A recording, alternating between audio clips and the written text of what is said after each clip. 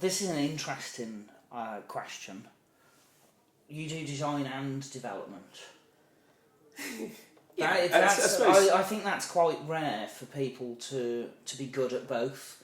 There is this stereotype or image that the design team and the development team don't speak the same language. Right, so that's why I struggled at the agency I was at before this, where they had very sort of disparate design and development teams, and it was a design agency foremost, and so they would send over work and go make the design, and you'd go, but that doesn't make any sense. You know, it's an e-commerce site and it takes 3 clicks before you can get to any product. It's like that makes no sense. And they go, well, that's what the designers want, so make it.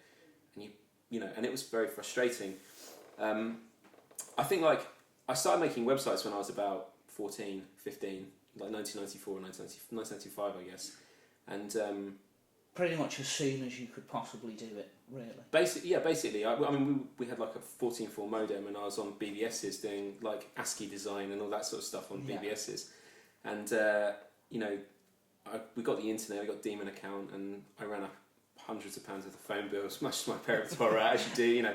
And kind of the internet was this amazing thing. You could make something, and you know, GeoCities you could put a web page on GeoCities, and it was like amazing in there.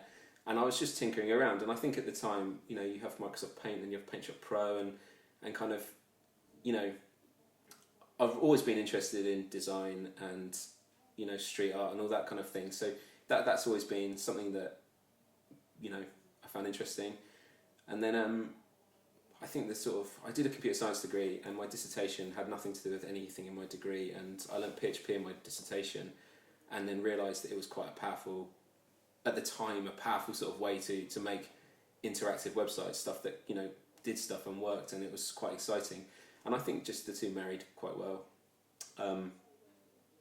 You know, and it puts you, I think also the reason I thought about SEO and got into sort of SEO and learned PPC and a bunch of other stuff was because when someone wants to do work and they want a piece doing, and they say, this is how we're thinking about doing it, being able to say, have you thought about doing this, have you thought about doing that, makes you a much more valuable sort of asset in there to them. Absolutely, yeah.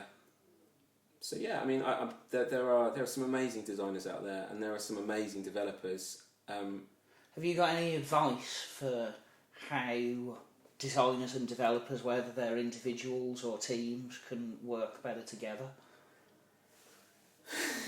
And break down that language barrier. Yeah, it's a lot of talking. I think developers are very precious. They're very precious people. It's like, no offense if you're a developer, it's I'm one of you, sort of.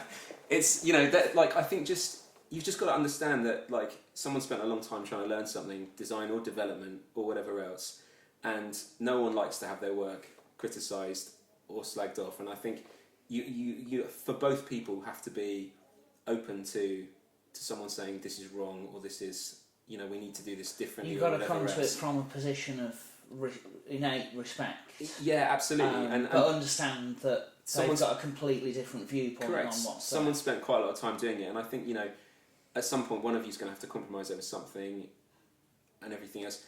I know it's a tough thing. I think it's becoming an odd thing as well. There's some amazing tools for developers now to have not terrible design, regardless of how not terrible. Like, well, I mean, if you look at some of the sort of developer-led designs 10 years ago, I mean, they were gash. It's a horror show, yeah.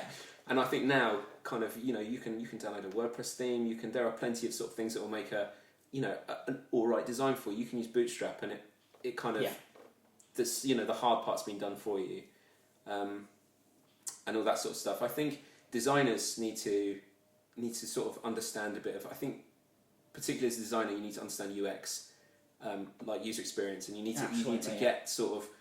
You need to get on that, and I think learning a bit of HTML would probably benefit you considerably in the long run. I think the difficulty is with designers and developers, for the most part, and massively, is I've totally lost my track of thought on this stuff. It's that we sort of designers, like, historically, you knock something up in Photoshop, and you know, and then you give it to the developer, or Fireworks, and then, you know, you give it to the developer, and the developer builds it. And I think now we're seeing, like, responsive designs have to be across both things. So you're getting designers going, okay, we'll design it in three thing. He used to send, so this is what mobile, this is tablet, and this is thing. If you don't understand how the box model works and how flowing works between items on a web page, it's going to make it very difficult for you to go, this is what we want, and this one, and this one. And I think, again, why designers should sort of learn a bit of HTML, but also just design in the browser. It's a lot easier to sort of design straight out in something, even for a small amount, if you see what I mean. And I think that's where, if you have a little bit of skills in both, it makes it a lot easier. You can cut half the journey out in one go by getting on it. Okay.